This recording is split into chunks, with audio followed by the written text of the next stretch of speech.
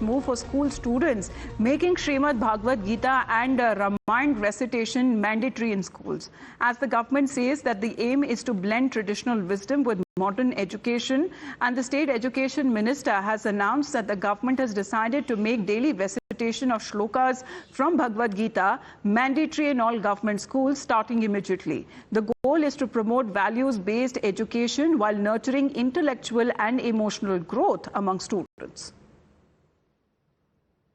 और अभी मुख्यमंत्री जी और हम लोग शिक्षा विभाग की हम लोगों ने बैठक की थी।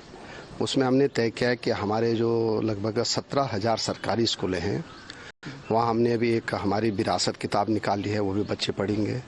अब हमने एक टास्क दिया है अपने SCRT को कि वो जो है एक सिलेबस तैयार करें जिसमें कि भगवत गीता होगी, रामायण होगी, हमारे बच्चों को पढ़ाया जाएगा। लेकिन अभी जब तक वो सिलेबस में आता है तब तक हमने अपने जितने भी स्कूल हैं उसमें सुबह जितने पीरियड होते हैं स्कूलों में उसमें भगवत गीता के और रामायण के जो अच्छे श्लोक हैं वो बच्चों को पढ़ाए जाएंगे और ये इसका आदेश भी हमने कर दिया है।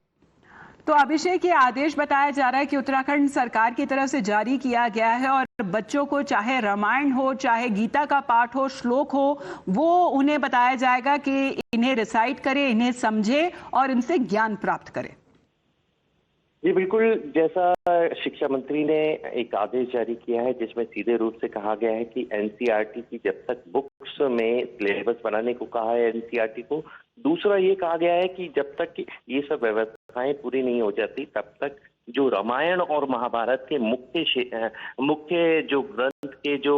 मुख्य श्लोक हैं उन्हें कम से कम रोज कंठस्थ कराएं और इन्हें जैसे सुबह प्रार्थना जो होती है बच्चों की उसमें एक साथ पढ़ाया जाए या कोई भी एक गायत्री मंत्र को या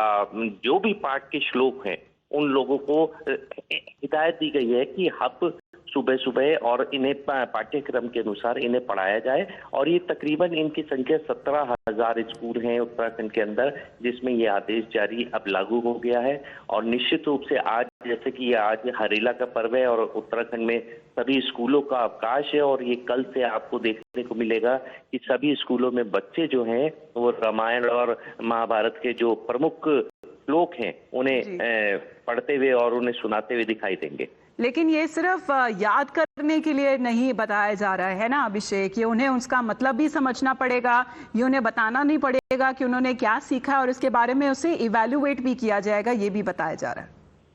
जी बिल्कुल, जैसा कि देवभूमि के नाम से उत्तराखंड को जाना जाता है और कहीं ना कहीं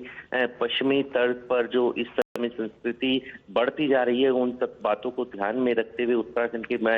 मुख्यमंत्री ने भी आपने देखा होगा तमाम तरह की यहाँ पे चीजें चल रही हैं। और वहीं जो शिक्षा मंत्री है उन्होंने जो इस पाठ्यक्रम को NCERT में भी NCERT की जो बुक्स हमारे वहाँ लागू हैं उन्हें भी ये कहा गया है कि एक ऐसा सिलेबस तैयार करके दे जिसमें रामायण और महाभारत के पूरा पाठ्यक्रम के रूप में बच्चे पढ़ सकें। इसको लेकर जब तक ये पाठ्यक्रम लागू नहीं हो रहा है तो अब रोज जहां तक अगर बात की जाए बच्चों को सिखाया जाएगा according to the guidelines that has been issued. One Gita shlok will be recited every day accompanied by an explanation of its meaning and its scientific or philosophical relevance is also concerned. अभिषेक, आपका बहुत बहुत धन्यवाद हमारे साथ जुड़ने